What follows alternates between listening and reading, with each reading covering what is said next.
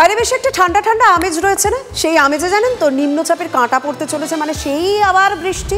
কবে থেকে শুরু হচ্ছে বৃষ্টি, কি আভাস রয়েছে জানাবেন আমার সহকর্মী কমলেশ সঙ্গে রয়েছেন। কমলেশ, দেখো, রাতে যে ঠান্ডা আমেজটা ছিল সেটা গত দুদিন ধরেই একটু একটু করে কমেছে এবং আগামী কয়েকদিনে এই তাপমাত্রা কমার খুব একটা সম্ভাবনা নেই, বরং ঠান্ডা আমেজ আরো খানিকটা কমতে পারে, যেহেতু বঙ্গোপসাগরে একটা নতুন নিম্নচাপ সৃষ্টি হতে চলেছে। সেটা 22 তারিখ নাগাদ তামিলনাড়ু শ্রীলঙ্কা লাগোয়া যে বঙ্গোপসাগর সেই অঞ্চলে একটি নিম্নচাপ সৃষ্টি হবে এবং পরবর্তীকালে সেটা শক্তি বাড়িয়ে গভীর নিম্নচাপে পরিণত হতে পারে এবং তারপরে আরো শক্তি বাড়তে পারে, যেহেতু অক্টোবর নভেম্বর মার্চ ঘূর্ণিঝড় প্রবণ, ফলে সেই সম্ভাবনা উড়িয়ে দিচ্ছেন না আবহাওয়াবিদ। যদিও সেই সম্পর্কে স্পষ্ট আভাস না থাকলেও এই যে নিম্নচাপ তৈরি হবে তার প্রভাবে নভেম্বরের একেবারে শেষ দিকে অথবা ডিসেম্বরের শুরুর দিকটা এই সময়টাতে দক্ষিণবঙ্গের অনেক জেলাতেই বৃষ্টি বাদলা হতে পারে। ফলে স্বাভাবিকভাবেই যে ঠান্ডা আমেজ সাধারণত আমরা দেখতে পাচ্ছি সেটা থাকবে না এবং দিনের বেলায় আগামী কয়েকদিন বেশ গরমের অস্বস্তি থাকবে এবং ব্যবসা গরমও হতে পারে। শর্মিষ্ঠা, ধন্যবাদ।